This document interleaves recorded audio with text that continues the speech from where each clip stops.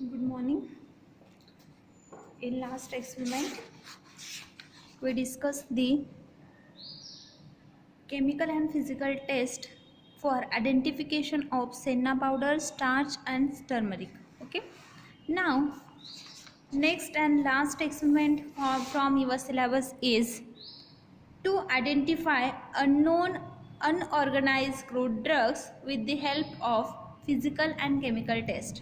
Okay, यहाँ पे कुछ अननोन अनऑर्गेनाइज क्रूड ड्रग्स दिए हुए हैं, उनको आपको फिजिकल और केमिकल टेस्ट से आइडेंटिफाई करना है. ओके, कौन से ड्रग्स दिए हुए हैं? तो फर्स्ट ड्रग है कॉटन, सेकेंड ड्रग है सिल्क और नेक्स्ट ड्रग है वूल.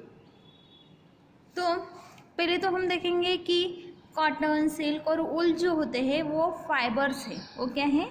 फाइबर्स है. फाइबर्स क्या होते हैं, उसके यूज़ क्या होते हैं, वो हमने पढ़ा हुआ है या फिर पढ़ने वाले हैं आगे. ठीक है, तो फाइबर्स जो होते हैं वो सर्जिकल ड्रेसिंग्स वगैरह जो होती है उसमें यूज़फुल होते हैं. सर्जिकल ड्रेसिंग्स के लिए जो भी हम बैंडेज वगैरह बनाते हैं वो फाइबर्स से बनाया जाता है, कॉटन से, सिल्क से या फिर वूल से. ठीक है, लिगेचर, सूचर्स जो होते हैं वो इससे फाइबर्स से बनाए जाते हैं. देन केमिकली सेलुलोज जो होता है वो यहाँ इसमें ज़्यादा प्रेजेंट होता है, चीप कॉन्स्टिट्यूएंट होता है सेलुलोज, जो भी फाइबर्स होते हैं उसमें. ओके, देन जैसे कॉटन है तो कॉटन में सेलुलोज बहुत ज़्यादा प्रेजेंट होता है, इसी की वजह से वो सर्जिकल ड्रेसिंग्स में यूज़ किए जाते हैं, उससे लिगेचर, सूचर्स बनाए जाते हैं. सिल्क है, सिल्क में भी जो सिल्क फाइबर जो है उसमें भी सेलुलोज बहुत ज़्यादा प्रेजेंट होता है, एक्टिव कॉन्स्टिट्यूएंट है. और जो वूल होते हैं उसमें भी सेलुलोज प्रेजेंट होता है. नाउ जो अनऑर्गेनाइज्ड ड्रग्स है लाइक फाइबर्स है, कॉटन, सिल्क और वूल, उनको हम कैसे आइडेंटिफाई करेंगे? ओके, तो उसके लिए कौन से टेस्ट हम करने वाले हैं वो देखना है. फर्स्ट ड्रग हम देखेंगे कॉटन. कॉटन जो है उसके लिए सिनोनिम है cotton wool, purified cotton, absorbent cotton, surgical cotton. Sanskrit में उसको बोलते हैं कार्पस, हिंदी और बंगाली में बोलते हैं कापस और मराठी में बोलते हैं कापूस. ओके, देन बायोलॉजिकल सोर्स क्या है इसके लिए? तो एब्जॉर्बेंट कॉटन जो होता है उसमें इपिडर्मल हेयर्स प्रेजेंट होते हैं. सीड्स जो होते हैं, सीड के ऊपर के जो इपिडर्मल लेयर्स प्रेजेंट होती है, इपिडर्मल हेयर्स प्रेजेंट होते हैं कल्टिवेटेड स्पेसिस में. उसकी स्पेसिस है जिम्नोस्पियम हर्बैकम.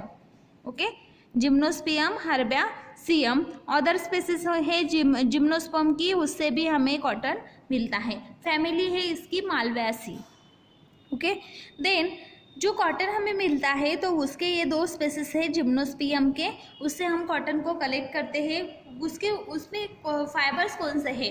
तो सीड के ऊपर जो भी इपिडर्मल हेयर्स होते हैं उसको वो बहुत ज़्यादा अमाउंट में होते हैं, उसी को हम एज अ फाइबर यूज करते हैं. उसमें सेलुलोज बहुत ज़्यादा प्रेजेंट होता है. मालवेसी फैमिली के ये ड्रग्स होते हैं. देन फिजिकल टेस्ट जो है, कलर है वाइट. ओके, जो कॉटन होता है उसका कलर आपको पता है वाइट कलर का होता है due to bleaching. Then odour जो है ऑर्डरलेस है, कापूस को या फिर जो कॉटन है उसको कोई भी स्मेल नहीं होता. टेस्ट जो होती है टेस्टलेस होता है. ठीक है, इसको टेस्ट भी नहीं होती. देन साइज जो है 2.5 to 4.5 centimetre length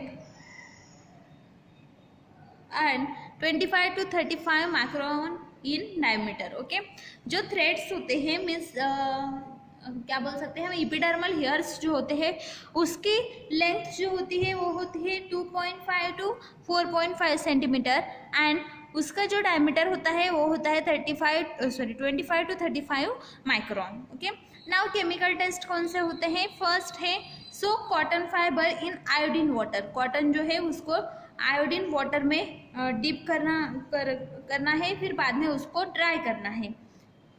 then add few ml means 80% sulphuric acid. Then उसको ड्राई होने देंगे, बाद में हम उसमें कुछ ड्रॉप्स सल्फ्यूरिक एसिड के ऐड करेंगे। Then trichomes assumes purplish blue colour, जो भी ट्राइकोम्स उसके ऊपर प्रेजेंट है एपिडर्मल हेयर से उसको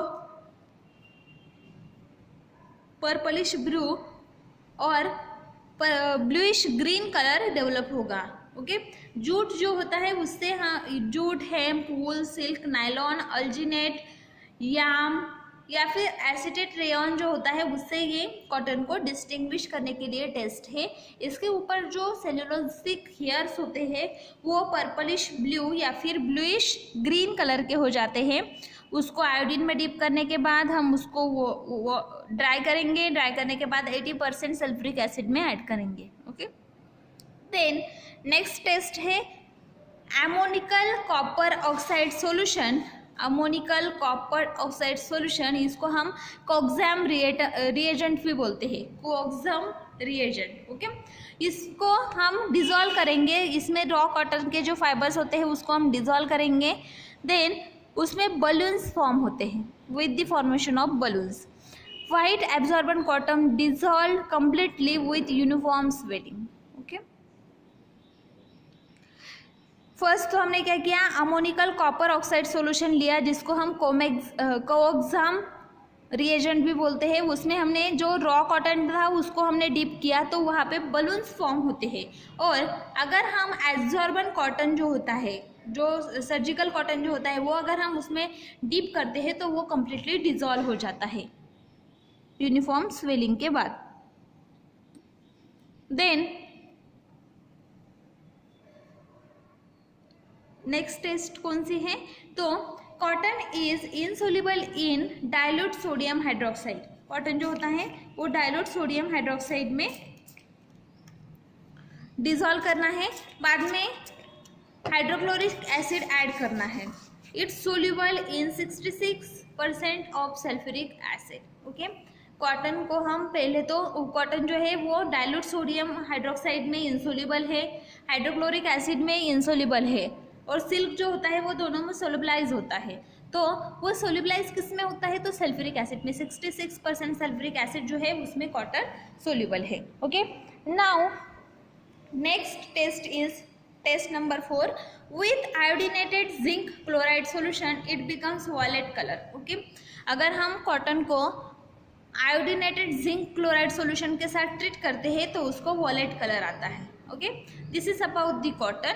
now next is silk. Next is silk. Biological source क्या है सिल्क के लिए, these are the fibers obtained from the cockons, bombyx mori, Burberry silkworm and other species of bombyx, and also from the Anthera species family Bombidaceae, order lepidoptera. Okay, तो silks जो होते हैं वो fibres होते हैं और बॉम्बैक्स मोरी स्पेसिस से वो हमें मिलते हैं, या फिर बल्बेरी सिल्कवर्म्स जो होते हैं उससे भी हम सिल्क को कलेक्ट करते हैं। एंथ्रासिस स्पेसिस के बहुत से ऐसे सिल्कवर्म्स है या फिर ऐसे स्पेसिस है जिससे हमें सिल्क मिलता है। देन फैमिली क्या है सिल्क के लिए, सिल्क के जो भी स्पेसिस है वो बॉम्बिसेडी फैमिली से आते हैं, बिलोंग करते हैं। सिल्क के आप कौन से भी स्पेसिस ले लो वो कहाँ से बिलोंग करती है, बॉम्बिसेडी फैमिली से बिलोंग करती है। नाउ फिजिकल टेस्ट कौन से है, silk fibres are soft and smooth. Silk fibres जो होते हैं वो कैसे होते हैं, सॉफ्ट एंड स्मूथ होते हैं। कंसिडरेबल टेंसिल स्ट्रेंथ उसको होती है, मीन्स आप सिल्क को जितना चाहे उतना स्ट्रेच कर सकते हो, टेंसाइल स्ट्रेंथ उसकी होती है। Silk threads are usually yellowish in colour. Silk threads जो होते हैं वो येलोइश कलर के होते हैं एंड फाइन एंड स्मूथ होते हैं। Silk is soluble in ammoniacal copper oxide. Silk जो होता है वो अमोनिकल कॉपर ऑक्साइड में सोल्यूबल है। देन कॉन्सेंट्रेटेड हाइड्रोक्लोरिक एसिड जो है उसमें भी ये सोल्यूबल होता है। नाउ केमिकल टेस्ट कौन से हैं, फर्स्ट है warm or boil in test tube with picric acid solution permanent yellow colour is produce. Silk को अगर हम टेस्ट ट्यूब में पिक्रिक एसिड सॉल्यूशन के साथ बॉईल करेंगे तो उसको परमानेंट येलो कलर आता है। Test second, warm with picric acid solution it gives the red stain. अगर हम उसको वार्म करते हैं पिक्रिक एसिड सॉल्यूशन के साथ तो उसको रेड कलर का स्टेन आता है। Then warm with 5% potassium hydroxide solution, अगर हम 5% पोटेशियम हाइड्रोक्साइड सॉल्यूशन के साथ में उसको वार्म करते हैं, देन उसमें लीड एसिटेट सॉल्यूशन ऐड करते हैं तो वाइट प्रेसिपिटेट प्रोड्यूस होता है, वाइट कलर का प्रेसिपिटेट प्रोड्यूस होता है। Then test number 4, on ignition brown gases which are alkaline to litmus are produce. अगर हम उसको जलाते हैं, इग्नाइट करते हैं तो ब्राउन कलर के गैसेस उसमें से निकलते हैं। वो जो गैसेस है वो अल्कलाइन होते हैं जब हम उसको लिटमस पेपर पे चेक करते हैं। There is a foul smell, means जैसे फिश होते हैं, फिश का जैसे स्मेल होता है, या फिर हेयर को अगर हम बर्न करते हैं तो तब जैसे स्मेल आता है वैसे स्मेल इसका आता है। Then it burn slowly giving bead followed by the white ash. Okay, ये स्लोली बर्न होता है और बाद में हमें वाइट कलर की ऐश मिलती है। देन नेक्स्ट टेस्ट क्या है, तो with 50 normal solution of iodine, with 50 normal solution of iodine followed by 8% sulfuric acid gives the yellow color। okay, 50 normal solution iodine का हम लेते हैं, उसमें जो सिल्क है उसको डीप करते हैं, बाद में 8% सल्फ्यूरिक एसिड में उसको अगर हम डीप करेंगे तो येलो कलर हमें मिलेगा।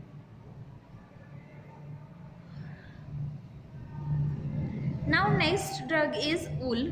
सिनोनिम से वूल के लिए एनिमल वूल या फिर sheep wool. Okay, biological source से wool is obtained from the protective covering of और fleece of the sheep Ovis aries Linn. Okay, Ovis aries Linn के जो स्पेसिस है, ओविस के जो स्पेसिस है अलग अलग बोवी डी फैमिली के, उससे हमें वूल मिलता है। वूल क्या है, तो जो शीप्स होते हैं उसकी आउटर लेयर होती है या फिर हम बोल सकते हैं कवरिंग लेयर होती है उनके ऊपर। देन फिजिकल टेस्ट क्या है, वूल कंसिस्ट ऑफ इलास्टिक लस्टरस मोर और लेस कर्ली स्मूथ हेयर्स। क्या होता है सिल्क, तो elastic lustrous curly smooth hairs होते हैं। हेयर्स आर स्लिपरी, हेयर्स कैसे होते हैं, स्लिपरी होते हैं, slippery to touch, loosely fitted mask होता है। Wool is not appreciably soluble in warm hydrochloric acid, wool जो होता है वो वार्म हाइड्रोक्लोरिक एसिड में सोल्यूबल नहीं होता एंड कोल्ड सल्फ्यूरिक एसिड में भी सोल्यूबल नहीं होता। केमिकल टेस्ट क्या है इसके लिए, तो moisten wool fibres with 50 normal solution of iodine. 50 normal solution of iodine के साथ अगर हम वूल फाइबर्स को मॉइस्ट करते हैं और बाद में 8% sulphuric acid, weight by weight sulphuric acid अगर हम उसके ऊपर ड्रॉप बाय ड्रॉप डालते हैं तो येलो कलर प्रोड्यूस होता है। Then warm or boil the fibre with picric acid, अगर हम वूल को पिक्रिक एसिड के साथ ट्रीट करते हैं, देन बाद में अगर हम उसको वॉश कर लेते हैं वाटर से तो परमानेंट येलो स्टेन प्रोड्यूस होता है। देन नेक्स्ट टेस्ट नंबर 1 में जो हमने किया था उसको अगर हम वार्म करते हैं और उसमें मिलन्स रिएजेंट ऐड करते हैं तो रेड स्टेन प्रोड्यूस होता है। Warm with 5% potassium hydroxide solution, 5% potassium hydroxide solution में अगर हम उसको बॉईल करते हैं, वार्म करते हैं, देन उसमें लीड एसिटेट सॉल्यूशन ऐड करते हैं तो ब्लैक प्रेसिपिटेट प्रोड्यूस होता है। These are some tests to identify the cotton, silk और वूल। यहाँ पे आपके जो एक्सपेरिमेंट्स हैं फार्माकोग्नोसी के वो ख़त्म होते हैं। ये आपका लास्ट एक्सपेरिमेंट था। जो आपके जो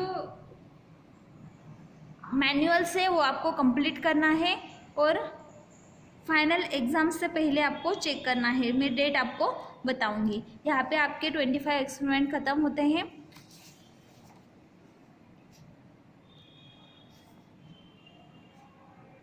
सिर्फ आपका सिलेबस बाकी है, एक चैप्टर वो हम देखेंगे और एक्सपेरिमेंट्स जो है वो ख़त्म है। अगर आपको कुछ डाउट है, कुछ आपको पूछना है तो आप मुझे पूछ सकते हो, कॉल कर सकते हो या फिर कॉलेज में आके भी आप पूछ सकते हो। Okay, thank you.